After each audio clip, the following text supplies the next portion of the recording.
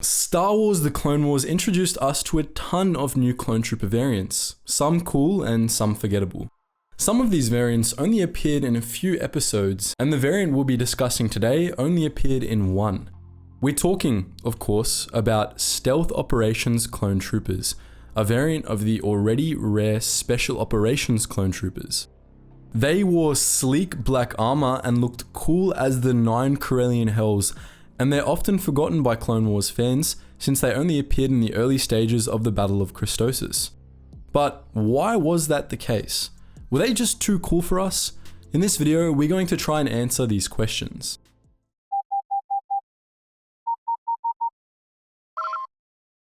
Attention, Sergeant on deck! First, let's get the most important question out of the way. Yes, stealth troopers were definitely way too cool for us mere mortals.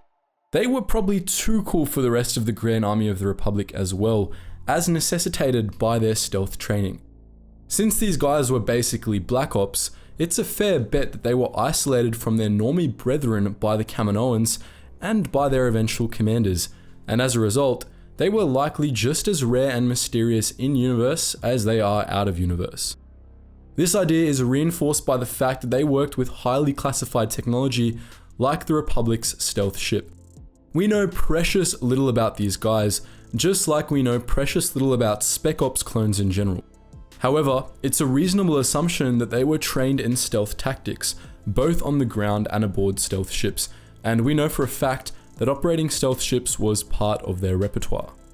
There were a variety of specialized roles under the banner of stealth ops, including clone stealth pilots and stealth ops commanders.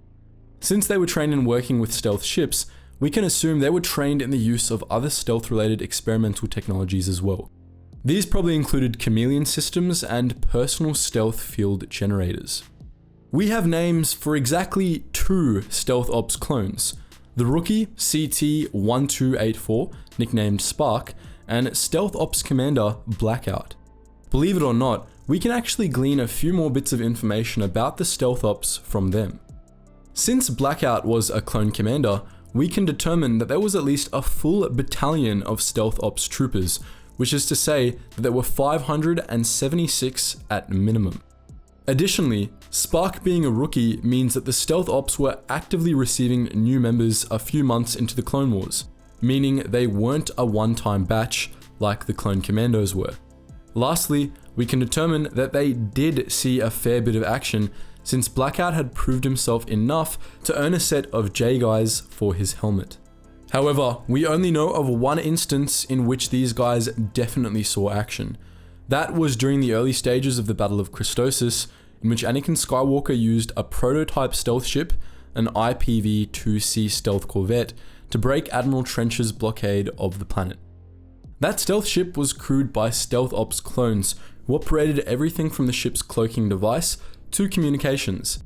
Since this stealth ship was only crewed by a total of 12 clones, however, it's doubtful that it was the sort of assignment most stealth ops troops were given. With that said, we don't know of any others, though that might just mean that the boys in black were really good at their jobs. But the most likely answer to a given question is often the simplest one, and with that in mind, we would bet that we didn't see the stealth ops troopers much because they didn't see much action. We have our reasons for this theory too. Stealth ops troopers appear to have been primarily concerned with stealth-related technology like the stealth ship seen at Christosis. However, that equipment was extremely rare and difficult to acquire, even for the Galactic Republic itself. This was especially true of cloaking devices, a vital component of stealth ships. Cloaking devices were the only stealth technology that would have been practical on a large scale for the GAR. Personal stealth generators or chameleon units might have been more accessible, but they were also a bit redundant. Many Jedi knew various force concealment techniques which didn't have manufacturing costs and generally didn't suffer from equipment malfunctions, so the Republic likely would have sent Jedi on stealth missions if those sorts of measures were necessary. Thus, stealth ships were probably the primary domain of the stealth ops troopers, which would explain why we almost never saw them. During the Clone Wars, stealth ships were exceedingly rare.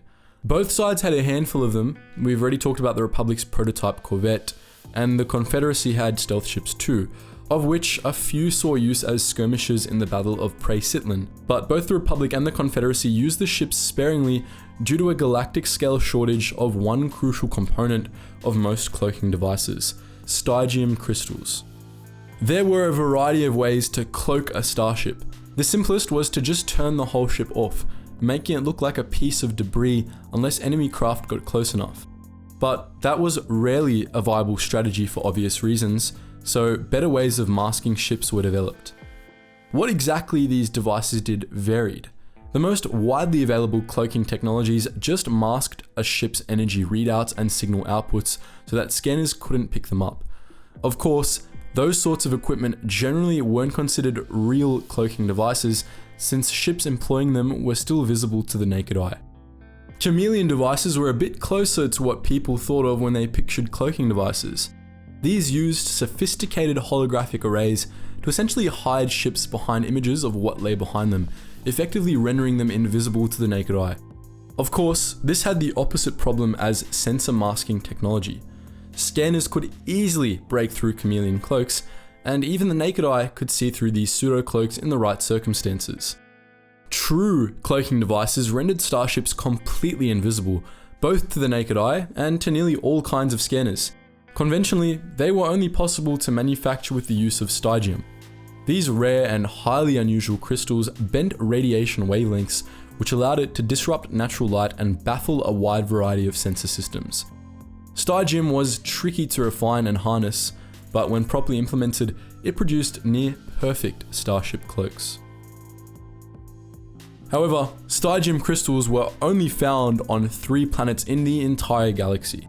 The traditional source of stygium was Aten II, a shadowy world of the Triton Nebula, where the crystals were first discovered. Small caches also existed on the remote rimworld Maramir and the unknown region's colony 244 Core, but neither was a reliable source. 244 Core was almost completely inaccessible and had very small stygium deposits, and Maramir was controlled by unsavory types. First, the Trade Federation, and then a bunch of pirate gangs who sold primarily to the black market to get around strict Republic regulations. By the time of the Clone Wars, both of these stygium caches had run dry, leaving Aten II as the only remaining source of the crystals. There was an issue with that as well, however. By the time of the Clone Wars, Aten II had been mined for stygium for thousands of years, and it too was beginning to run dry. Both the Republic and the Confederacy had to make do with the small stores of stygium that they had, as odds were, that was all they were getting. Of course, both factions, together with the Hutts and Black Sun, continued to mine Aten II regardless, hoping to hit undiscovered stygium caches, but they had no such luck. All of these factions fought a battle over Aten II during the Clone Wars, the Battle of Dryton, in which the dangers of the Dryton Nebula wreaked havoc on all sides involved. It had the ominous distinction of having the highest casualty rate of any Clone Wars battle, as all forces involved in the Battle of Dryton disappeared without a trace a month into the battle. Shortly afterwards, the mines of Aten II were officially declared dry. The galaxy would have to go without new caches of stygium until 3 ABY, when the Empire got sick of Aten II's stinginess and cracked the planet open with a super laser. All told, stygium crystals were a rarity in the Clone Wars. Thus, cloaking devices were a rarity, as were stealth ships by extension, as of course were stealth operations clone troopers too. The existence of at least a full battalion of stealth ops troopers was likely just wishful thinking on the part of the Republic. No doubt, High Command had dreams of a fleet of stealth ships and wanted to train men to be able to man such a fleet just in case. So, that's our theory on why we didn't really see stealth ops clone troopers all that much. But what do you think? Do you agree with us, or do you think that those stealthy boys really were just that good at their jobs? Feel free to post your thoughts in the comment section below.